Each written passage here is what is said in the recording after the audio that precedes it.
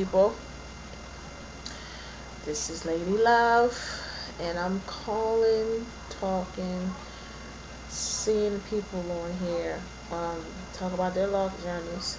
So I decided that I would talk about mine as well and tell you what exactly I went through to come to this conclusion and what did I go through to come to realizing that I wanted to love my true self and love the skin that I'm in, because I know there's a lot of African American women and women of color periods who go through a sort of kind of hell, trying to fit in this society, to fit into a standard of beauty that was not necessarily including them. Well, all started for me in 1999.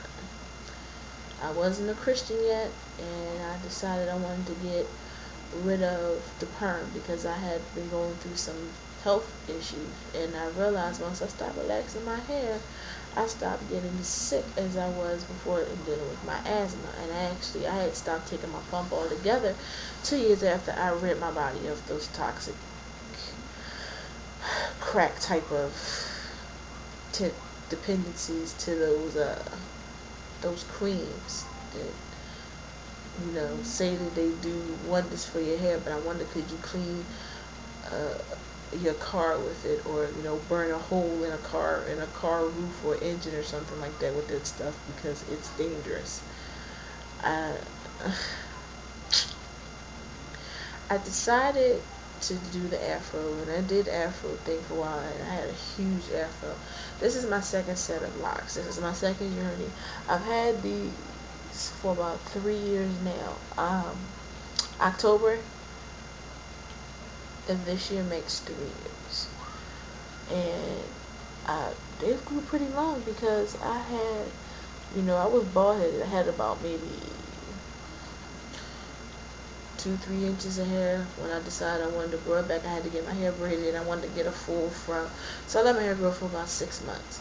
But the reason why I went to the relaxer was because I wanted to fit in, and the reason why I left the relaxer is because I wanted to be pleased with me.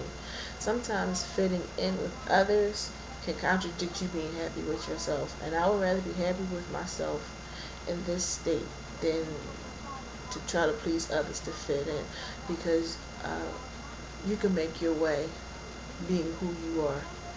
The problem is you have so many African Americans feel like they got to tap dance and shuffle to make it along the way, and you know they've learned to love aesthetic beauty instead of loving true beauty. Now, don't get me wrong.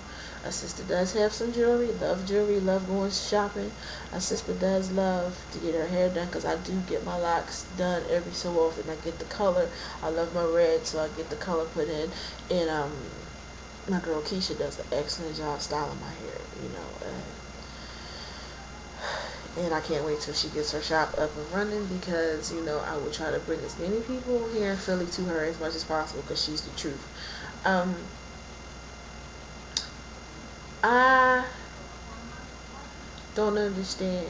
I used to be a hairdresser myself, and the one thing I don't understand is the fact that the more we try to look like another race, the more foolish we look.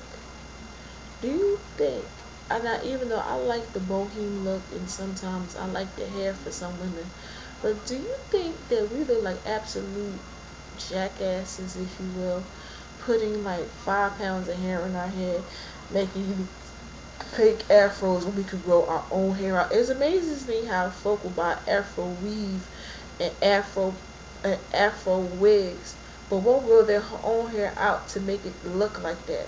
They want to look Afrocentric for a second, and then they'll go back to their perms, back to pressing and ironing their hair. And I, I've been through all that, and it was why my hair started falling out. My hair did not grow past here. My hair didn't even go past my shoulders. And years, I would do all types of treatments, conditioners. I would do all types of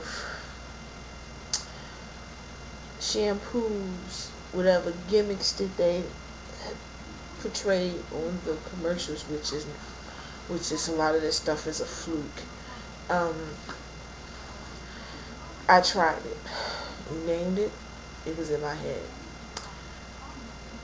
If they told me they made a pomade out of horse manure and it would increase hair growth by 50% in a month, I would have tried it. That's how much of a product junkie I was. And the thing of it is, people don't understand what they say, what they do, and how they portray such a horrible image to our young ladies, um, who go through the tortures and things like that in the hairdressers to get their hair done. I'm not saying that this whole world should be a lock society when it comes to every shade of brown. It would be a nice thing. It would be a beautiful thing. But be more conscious of what you put in and on your bodies.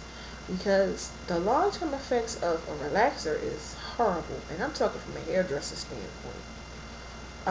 You get so people who are so adamant about having straight hair as like it's a prerequisite in the black community. If there's some black people who were born with straight hair, they were born with straight hair. There's some people who were born with kinky hair, they were born with kinky hair. We can't all fit under this one spectrum. If we're all made of different colors, then we're all made of different hair textures. And even though I'm a lighter skinned woman, lighter than some, I faced my trials because I wanted to embrace how somebody say my blackness, but I don't say that. I embraced my fullness of who I am as a woman. And I loved it. I love my locks. I love being natural. I love how it helped me in my subconscious. I've been more pleased with myself in this state than I've ever been trying to fit in with whatever hairstyles that have been out here. And I'm really glad that I see a lot of people, especially in my community, that lock up. And if they don't lock up, I see the twist. If they don't see the twist, I see the fro. I love it. I don't have a problem with those who get their hair braided, because my child, she loves to get her hair braided.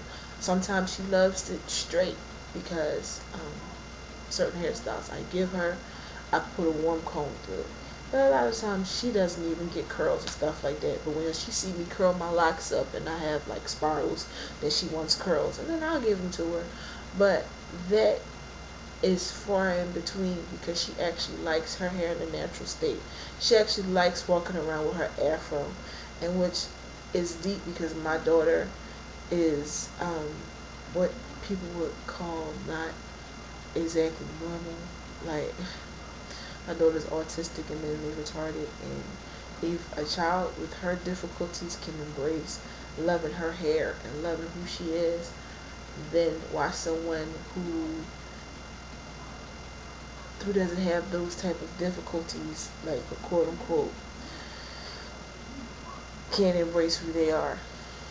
Um, Questions, comments about maybe my hair color, what difficulties I face with my journey. Subscribe to Lady Love, and be blessed.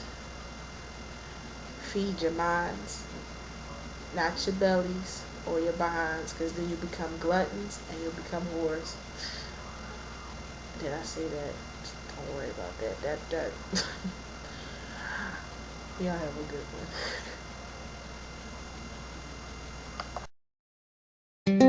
one.